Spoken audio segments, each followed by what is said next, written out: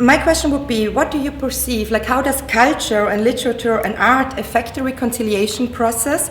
And how are they affecting the process also, like positively but also negatively? So would you probably say is this whole field of culture or history, is it a chance or is it more an obstacle, or maybe it is even both? I think culture, the understanding of history, and I may add also science, is the bridge. I think concerning a reconciliation, we have to go over a bridge to the other. And we need to understand them. And the precondition for this is that we are knowing not only what I am thinking, but we have to know what the others are thinking and what we have to overbridge and where we need more understanding. We all want to be understood by the others. I'm not sure that we are always prepared to understand the others really. I think that's one of the key problems existing. And the second thing is past and history is extremely important without any doubt. But out of history and the understanding of a past, you cannot build up the future. I think not to forget the past, to learn out of it, where I have doubts that we are really learning out of this. But I think we have to find ways and bridges to understand each other. We are always speaking about the human rights and the human values and so on and so on. That's nice because everybody is saying, we are on the basis of, but the consequences out of this are not really used for a common future. And I think we need also the perspective, a common perspective, not only of my country, but of the region in which we are embedded. We need a common future, let me say, concerning former Yugoslavia for Southeast Europe. We need a perspective to Europe, and we are living in a world where the global perspectives are also dominating. That's of extreme importance.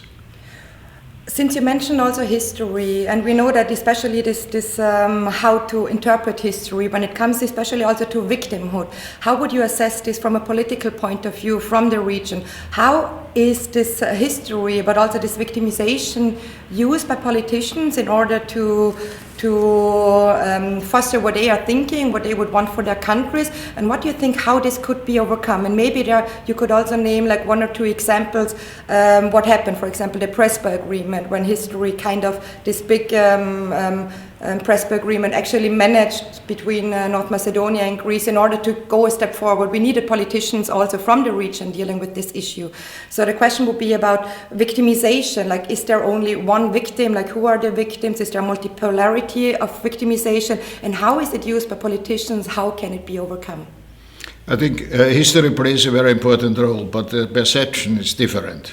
I think mainly still is history used as an argument against the others, against the neighbors, against those with whom you are not agreeing, and so on and so on. I think the misuse of history is of extreme importance. So far we tried by the Stability Pact to make a joint history book project, I think, to look at the training and learning of history, especially towards the teachers.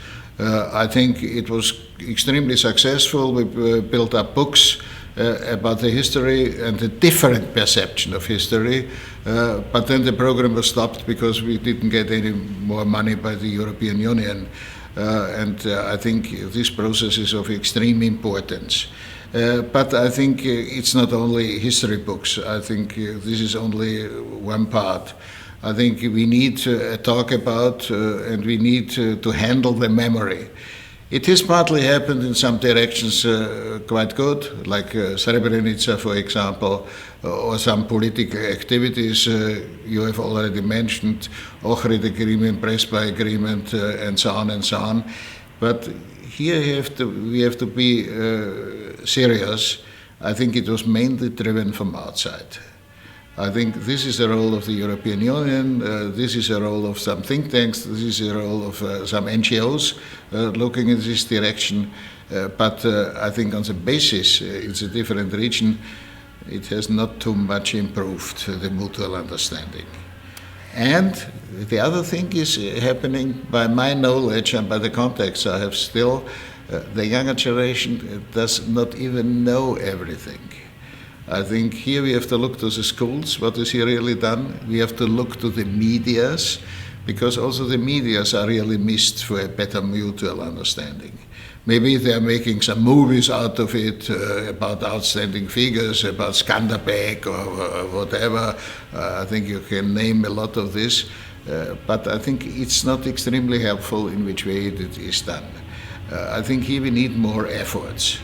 And we need another view, because to look to the history not only from the national point of view or a special edge of history, I think we have to increase a common look in the direction, what does it mean for Europe, how can we come together, what are hindering the mutual understanding, and so on and so on. I think there's always a tendency concerning glory. I was a little bit involved in Albania at the Jubilee concerning 100 years that the state is existing.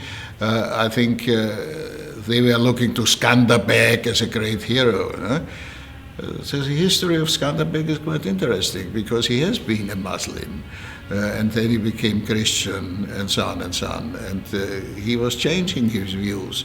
That's not delivered. Only the direct national view. He is an Albanian hero. That's it. I think we have to create more distinction, more looking to the real effects and what were the driving forces. This is really not happening. That we have still such a nationalist and even racist view of history is really horrible. I think here we did not enough to change it. When you say we, would you say it is the European Union, it is Austria, it is the outside actors, or it is also, especially also the politicians from within the countries? And probably also in linkage to that, like how would you perceive the regional cooperation when it comes to reconciliation? Like, for example, how important is economic connectivity, which is probably one of the best words in this context, for the process of reconciliation? I think to give the responsibility to the European Union is not really possible, because the European Union is not strong enough to do it. I think there's no real interest by every commission with whom I had contact. They have also not the money. So far we have a certain tendency, if something is very difficult, we are putting it to the European Commission and to the European Union. But we are not installing the possibilities that the European Union is able to handle it. So far, it is still a responsibility of the parliaments and of the governments. The European Parliament can contribute, without any doubt. But it's in the different countries, because they are mainly driven by some nationalistic view, by their own state, and so on and so on. And I think here the education institutions have a great importance. I think the education, but also some subjects like history and so on, and arts are playing a very important role to tell the people that art is a kind of communication. And it is an exchange, and we are all gaining by the others a lot in this direction. That's not really happening. I think here, especially the university system in the region is extremely weak. I think I tried to do something here. We founded the Center for Advanced Studies. It's based in Rijeka, to be precise, at the island of Cres, where we are educating the middle part of the education system, going in this direction. But I think it needs a lot of effort, and I think they really engage people. Don't forget, a lot of politicians are still living out of creating hatred, misunderstanding of history, and so on and so on. And here is no real critiques on this. I think sometimes there are written nice articles by professors, what is here wrong, or by some politicians, but it is not a common effort to look in this direction. Here we need a European effort, not only by the Commission, I think we need in general an effort to go in this direction. Things are starting on the basis and not on the top. Thank you very much. Another question, what I think is also quite interesting, is how do you perceive the role of civil society and NGOs in the region in order to overcome those barriers, to get into contact? There is, for example, this RICO, Regional Youth Cooperation Council. How important are those initiatives for getting over this nationalism, as you described it, which is also used by politicians, sometimes even also by artists? I mean, we know this, I think, Johnson debate when he was, when also singers are singing their quite nationalistic songs. So what would you think about the role of civil societies and NGOs in the region? You cannot answer it in general. Civil society is a description of a collective situation. And within the civil society, there are some institutions and some NGOs doing specific important work, and there are also institutions which are doing the wrong way under the auspices about which we are talking. So far, I think in general it's not possible here to answer it. I think we need a more precise discussion about. I think that's the role of the medias, that's the role of the public, to get some distinctions and to have a real look what is really happening here. Especially I would go in the direction of cultural activities. We had a lot of meetings on music here in the region, which were devoted to common understanding. I think it was in Novi Sad, for example, I remember, and so on and so on. That's extremely necessary. You mentioned RICO, rightly, but it is an extremely young organization. But I know the history, how it was created. It was created by President Vučić and by the Albanian Prime Minister Rama, and so on and so on. What did he do? For a long time discussing who is getting the jobs. Who will be Secretary General, who will be Chair, who will be, and so on and so on. And that was a very nationalistic view. They were not really looking who is able to do it. They were looking, is Albania here? Is Serbia here? Is Croatia here? And so on and so on. And here you can see what the difficulties are. We have to lose this momentum, who is belonging to which nation, and so on and so on. We have to look in the direction who is able to do it and what can be here the right contribution. I think there's no discussion in this direction. You also mentioned before this idea of the European values, which is of course very important from a European point of view, and also the Parliament is always engaging in this debate. Now we also see, especially now with the pandemic, we see more visibly, they have been there before, but we see more visibly other actors in the region, like for example Russia, who is really quite, I would say, aggressively even pushing for the vaccination, geopolitics. Then China is also coming in, not only with vaccination, but also when it comes to infrastructure. And those countries are, I would say, do have at least a very different idea of a value system. Do you think this is affecting the region in an extent which is considerably important for the reconciliation process? No. It has no importance for the reconciliation process. On the contrary, I think it is creating a battle who has more influence, for example, on Southeast Europe. I think the system in which they are working is quite clear. If the Chinese are paying for something, they are sending also their workers, everything from China, nothing out of the country itself where it is happening. I think that's creating a kind of depending on the different nations. It's a real battle for importance and for influence. I think I don't expect anything. And there are also a lot of nonsense happening in the direction of the European Union. For example, I think the European Union is in favor of improving the railway connection from Thessaloniki up Belgrade, Budapest. The European Union is paying for, and the Russian and the Chinese are doing it. The highway going down from Split in the direction of Dubrovnik is paid by the European Union, but is done by the Chinese. I think that's quite clear. and the countries making themselves depending on China and Russia, because they have to ask what are the real interests. There is no humanistic background here. It is a primitive political influence which is here created. It's good that it's happening because they need this infrastructure, for example. But it has to be also the right discussion about what are the consequences out of it. My last question would be, since so many young people are leaving the region, because especially prospects are missing, and there is a huge diaspora from people living abroad. So my question would be, do you think that the diaspora, especially in Austria, there's also a huge diaspora, but many Italians, Albanians in Italy, do you think that they are or can contribute to the process of reconciliation?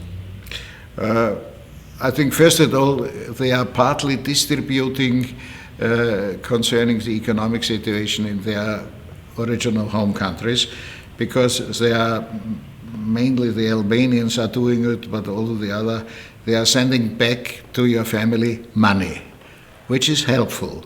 That has to be said quite straight. There's also the chance that they are getting some professional training, with a chance if the situation is improving in their home countries, that they can go back. And hopefully they shall go back in this direction. I think I'm quite positive on the possibility of immigration, but I think there should be a relation. What does it mean for the home countries out of which they are all coming? Because if the home country is losing quality and possibility to develop economically and socially and so on, then the migration is not a very good thing. I'm not quite sure if it is really a bridge for reconciliation. I think sometimes it's happening that those who are emigrating are transporting their difficulties to the new home countries. I think here is Austria an example. I'm living at a place where demonstration of Turks, pro-Erdogan, contra-Erdogan, are, I think, every week passing by. I think it's not understood. I'm always asking those who are looking at this, Austrians whom I know, they do not understand what does it do here. I think here we are sometimes importing problems of other countries. The only thing which we should consider, how can we contribute to solve the problems also there? My last question would be, if we look at the region, we see it is encircled in European Union with European Union countries, and we also know that the perspective is there, especially since 2003, it has in Thessaloniki, but it has been confirmed, and not even Macron, who was quite, I would say, unhappy with the process of European Union integration, but not even France is actually neglecting the fact that the future of the region is within the European Union. However, I think we know that this process is far away from being closed, so it's a step-to-step process. But what would you think in the next, let's say, 5 to 10 years, we're not talking about full integration, but what could be steps in order to foster the closeness between the region and the European Union, which is also then in line with the European Union values, which we are also advocating for in the region through conditionality, maybe not in the extent it always should be, but what would be your wish, let's say, for the next 5 to 10 years in this context? In this, I have a very clear position. I was present in 2003, nearly 20 years ago, in Thessaloniki, where the European Council decided that all the countries of Southeast Europe should be, or the Western Balkans, whatever you want to say, shall be a part of the European Union. What has happened since there? Only Croatia came in, one country. So I'm in favor to change the strategy, because the current strategy to write a report every year, to give a long list, what has not happened, what does not fit to the European Union, that's a pure nonsense. Because here, what you have already mentioned, is coming up a certain tendency that these countries are trying to get closer connections to China, to Russia, and so on and so on. They are integrating in the wrong direction, not to Europe. That has to be said quite clearly. What to do? I think we have to to change the strategy. My proposal is, let's take them in as political members of the European Union. They are sitting on the table. They are learning how Europe is politically working. They can decide and taking responsibility also in this direction. That they are arriving at the conditions of the European Union, this can we do afterwards, step by step, with more assistance as the member states of the European Union have already given. I think that would be the better way. There is a proposal around they should be part of the European Economic Area. That is a proposal which is going in the direction. I think they should be more integrated, and it's more possible as it is in reality now. I think here we have to do more efforts and more common sense in this direction. I think the European Union has one big mistake. The European Union is mixing up itself with Europe. The European Union is a part of Europe, but it's not and not yet Europe. That has to be said quite clearly. And we have to settle these problems not only concerning the Western Balkans, but we have to do it concerning Ukraine, Belarus, Moldova, and we have to do it also concerning Russia.